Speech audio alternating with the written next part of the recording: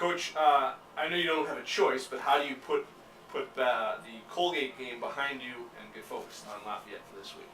You don't have a choice, Andy. I mean, there's that's the nature of the business that we're in, both players and coaches. It's agonizing. For us, this past Saturday night was agonizing. Sunday, you're reliving it as you're going through and evaluating and grading the film and evaluating the technical and the schematics of the game and all that stuff. But you have to analyze those things, as painful as it may be, and you have to learn from it, make adjustments, make improvements, make a game plan to get better in those areas. But then you're moving on to the next opponent. So by late Sunday afternoon, Sunday evening, certainly, we already moved on to Lafayette.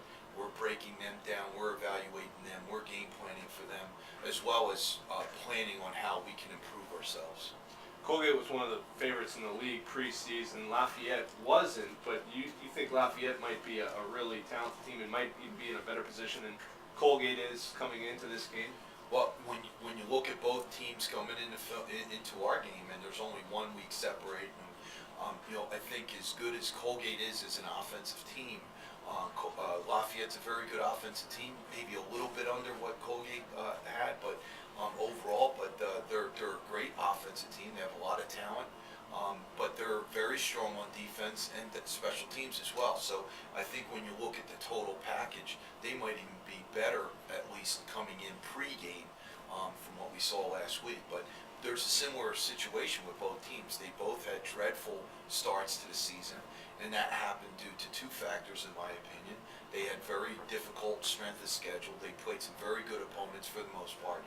And secondly, they had a lot of injuries. Now, this is something that we can relate to ourselves, and they had them to key spots. Both of those teams, like us, had quarterback injuries early in the year, and they lost some games due to that, as well as other injuries. So the injury situation put them in bad situations at times, and the strength of schedule. But when you look at them now, they're a much better football team, and they've been on the upswing.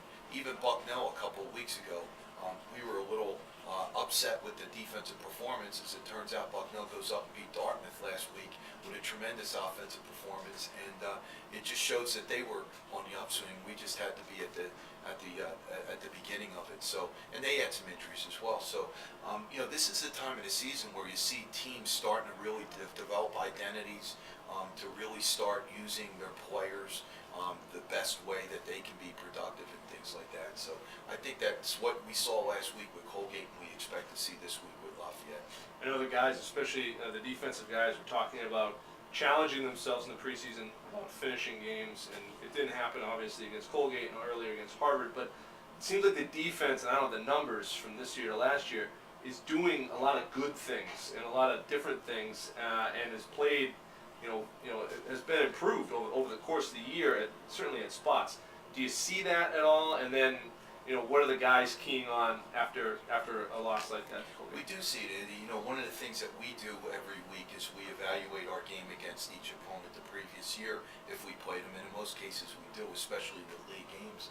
And when we do see an improvement from last year. We see an improvement from even earlier in the season, but there's still mistakes, and some of them are mistakes on our part, and some of them are those competitive situations that come up that the other team edges you out one way or the other.